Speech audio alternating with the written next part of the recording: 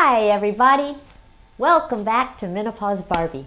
You're joining me for our long tutorial series on menopause, your management, your way. And today we are going to be covering the book pages 99 through 102. And in the outline notes, we are on pages 23 and 24. Now today you are going to need to put on your thinking cap. Does anybody still say that? Put on your thinking cap? I used to have teachers who said that. So you're going to put on your thinking cap because you'll need to be sharp, because I am going to ask you a lot of questions. We're in the middle of a discussion on the various categories of options for managing your menopause. And today, we're going to dissect some terms that are very familiar to you, or at least they used to be. Let's start with a quiz question. You know how much I love those. Okay, here it is. In the context of herbal, botanical, and pharmaceutical products, what does the term natural mean? Option A, a substance of plant origin. Option B, a substance of animal origin. Option C, a substance containing molecules identical to human molecules. Option D, specifically a substance that comes only from the earth. Option E, uncontaminated, pure, and wholesome, and therefore safer. Option F, all of the above. Option G, A and C above. Option H, A, B, and C above. Tricky, wasn't it? Well, it might surprise you to know that the answer is H. A natural, the word natural can mean a substance of plant origin, a substance of animal origin, or a substance containing molecules identical to human molecules. Today we're going to address two terms that you probably hear a lot: natural and synthetic.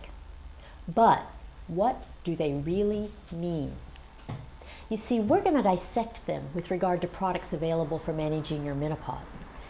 You might be thinking, well, I already know what they mean, but you might be surprised. This is one of the areas of great misconception, so don't go away. You see, the purpose of these tutorials is for you to be able to manage your menopause your way. And that requires you to be able to communicate what you want to your physician, your naturopath, your botanist, your herbalist, your pharmacist, whoever. And my goal is to teach you the correct terminology to get exactly what you want. And sometimes common words like natural or synthetic stand in your way because of their different interpretations. Simply put, these words mean different things to different people in different contexts. And I want to be sure your definitions of these words are accurate. So, let's start with the word natural. Take a minute to think about what the word natural means to you. What's going through your mind right now? Did you come up with not altered? Did you come up with safe or pure or no artificial ingredients? Maybe you came up with better or from the earth. Now let's dissect the definition a little bit. Do you remember that tutorial we did on standard of care, where we considered the definition of standard of care from different perspectives? I told you that dissecting the possible meanings of a word is what we do in law. And that is exactly what we're going to do today with the word natural. First, let's look at the strict definition of natural. So by definition, natural means a substance found in nature that we utilize in its original form. So obviously, this definition would include a plant that has hormonal properties or effects. It would include parts of a plant that are pulverized or powdered. So here's turmeric powder. It would include an herb in its natural form or compressed into a tablet like these Dong Quai tablets. And I'm sure you're with me so far, right? Because so far I've only included plants and herbs. And you think of them as naturally. But what if I said that a pharmaceutical product could be natural? What if someone collected a substance found in nature, took it into a lab, and made it into a pill? Is it still natural?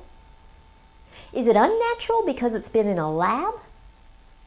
Is it unnatural if it's been altered from herb form to pill form by pulverizing it or powdering it? You see, there's actually a hormone for menopause like that. It's called senestin. It's an estrogen tablet made from plant products. So, does the fact that senestin is a pharmaceutical product make it unnatural, even though it consists of all natural components? Now, what if I said that a natural pharmaceutical product of either plant or animal origin could be natural? Are you balking at that? Do you think of plants as natural and animals as unnatural? No, of course they're natural. Do you think something has to come directly from the earth to qualify as natural? The word natural comes from the word nature, and animals are found in nature. And if animals aren't natural, are they synthetic or artificial? Well, of course not. So, what about animal products? Is an egg from a chicken natural? Is honey from a bee natural? Is the urine from a horse natural? You probably think I'm crazy with the urine from a horse, but is an animal product natural? What if it's been in a lab? What if its state of origin has been changed? Okay, let's say it was found in nature in liquid form and then converted to a solid in the lab. Does that make it unnatural? See, I wasn't being goofy when I asked you about the urine of a horse. An example is a product called Premarin, comes in both pill and cream form, that is nothing more than horse urine. And it's one of the best-selling menopausal products of all time. Premarin stands for pregnant mare urine.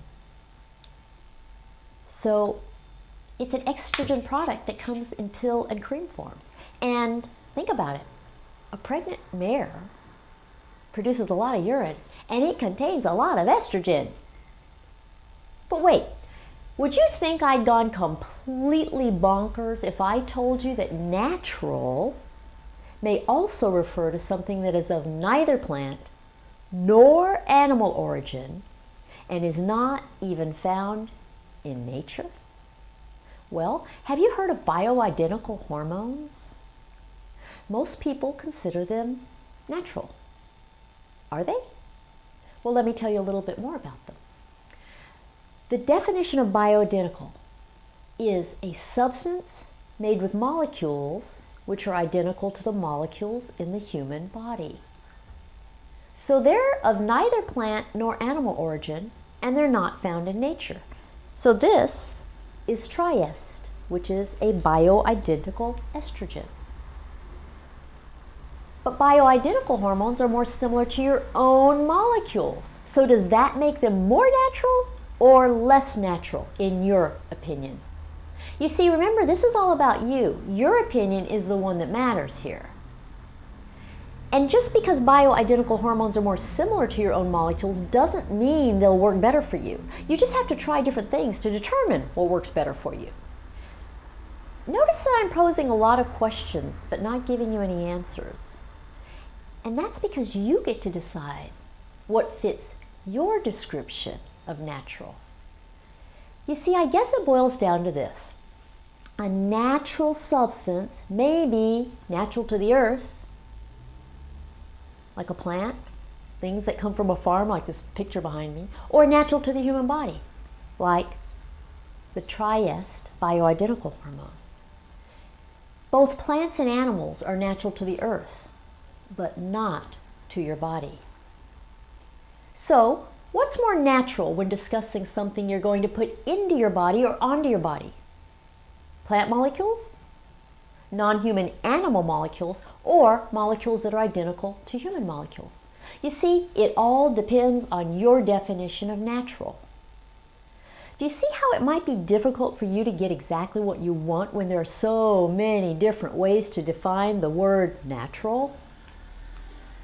If I were representing someone as a lawyer, I could argue for or against any of these definitions in order to support my client. But you don't have to argue. All you have to do is specify exactly what you want. So can you see why there's so much miscommunication between menopausal women and their professional healthcare providers, and between women and each other? So here is my how-to guide to enable you to get exactly what you want for managing your menopause your way. If you only want herbs in their natural form, say so. If you want a pharmaceutical product that consists only of plants, say so. And if you're open to animal products as well as plant products, say so. And if you want bioidentical hormones, say so. Rather than using the word natural, specify exactly what you want. Remember though, the word natural does not mean safe or effective. It actually has absolutely nothing to do with safety or effectiveness. And remember that there's no better or worse, there's no right or wrong, and there's no good or bad. And always remember to add the words "for me" to all your statements about menopause so that everyone knows that's just your opinion for yourself. Okay, so now that you've got the idea with the many meanings of the word natural, let's move on to the word synthetic. So now what comes to mind when you hear the word synthetic? Are you thinking artificial, fake, poorer quality, unnatural, not from the earth? Well, here's the actual definition. Synthetic is a product which results from combining substances together. So the word synthetic focuses on how the product was created, not on the origin of its components. When you go in your kitchen and cook and you mix ingredients together, you're synthesizing something. So if I take walnuts, cashews, and almonds, and I mix them all together so that I have a nut mixture. Okay, there's my nut mixture. They're all in there together. What do I have? You see, the word synthetic comes from the word synthesis, so it means to create something. But that only addresses the process. It doesn't address the nature of the product. So, is my nut mixture still natural? Does the fact that I mix them together mean that they're no longer natural? Does the mixing make them synthetic? The nature of the actual components that are mixed together is what determines whether or not something is natural or synthetic. See, the components can be substances that exist in nature, like the nuts, or the components could be something completely artificially constructed, like this candy. That would be fairly synthetic.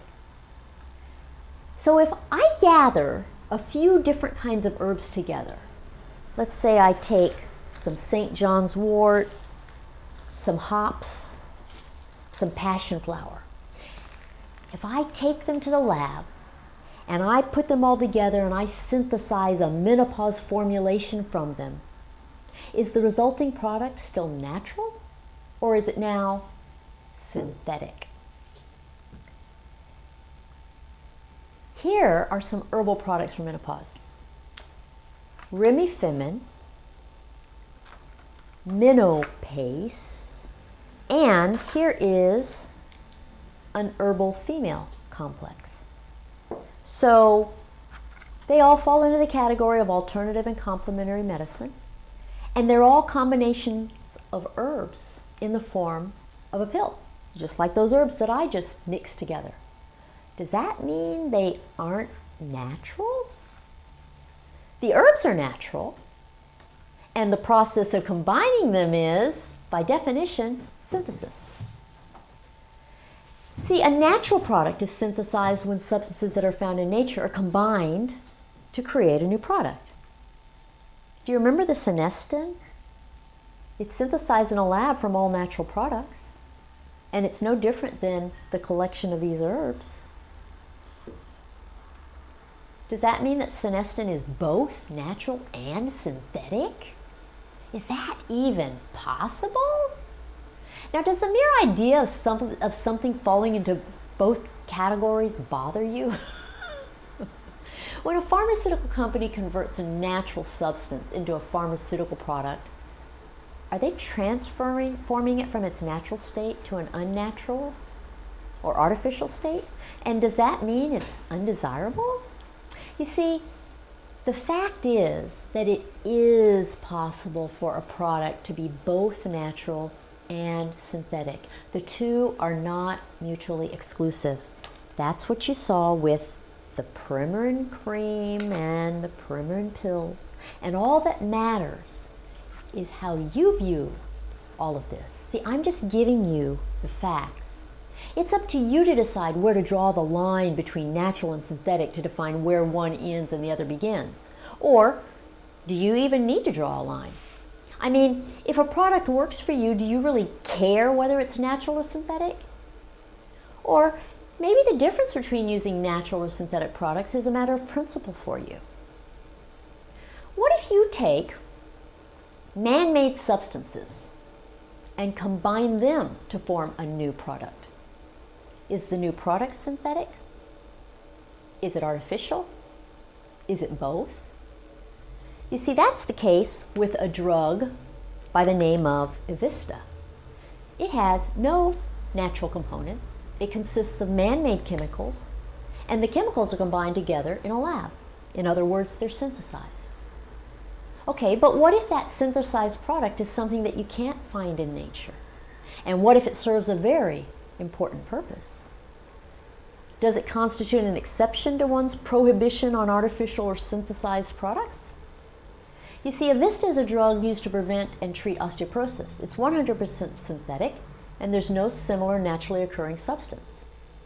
So let's consider those three pharmaceutical things again. We had the senestin, which is the estrogen pill synthesized from plants, natural substance of plant origin synthesized into a pill by a pharmaceutical company.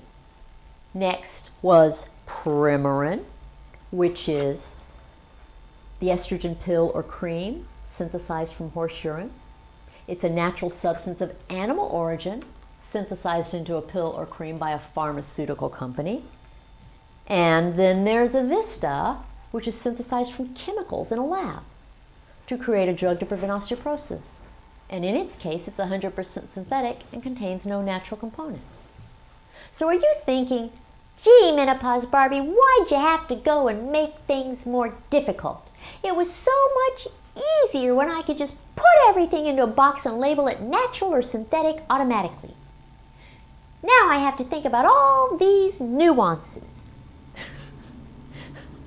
You really don't. You only have to know what you want, and you have to know what you don't want. And if you don't want anything that contains horse urine, just say so. See, you don't even have to use these labels, natural and synthetic. The message is don't throw around terms that can be misconstrued. Describe precisely what you want and precisely what you don't want. The goal is to get things your way. Do you see how much closer you're getting to managing your menopause in exactly the way you want it? So I hope this thought-provoking tutorial helps you zero in on what you want for your menopause. And now you can go ahead and take off your thinking cap. That's it for today. Okay, in the next tutorial we're going to discuss bioidentical hormones in great detail. And don't worry, I won't be asking you questions all the time. This was a unique instance. And whatever your answers are, they're all correct. Until I see you at the next tutorial, I'll bid you goodbye.